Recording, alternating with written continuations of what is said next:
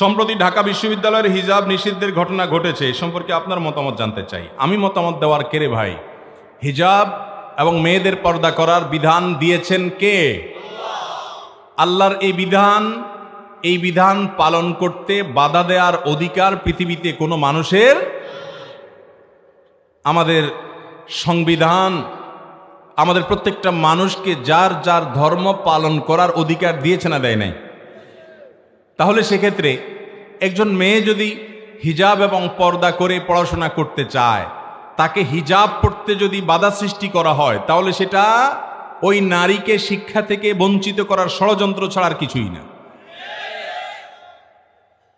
ইউনিভার্সিটিতে যদি একটা মেয়ে খোলামেলা পোশাকে যেতে পারে, সেটা যদি তার অধিকার থাকে, একটা মেয়ে হিজাব পরে যাওয়ার অধিকার অবশ্যই তার। এই অন্যায় আচরণ যদি কোনো শিক্ষা প্রতিষ্ঠান থেকে, কোনো ডিপার্টমেন্ট থেকে, কোনো শিক্ষক যদি এই অন্যায় আচরণ করার উদ্যোগ নেয়, প্রত্যেক মুসলমানের উপরে ফরজ হলে এই অন্যায় আচরণের প্রতিবাদ করা। এবং এইটা এমন একটা ইস্যু, এই ইস্যুতে কেউ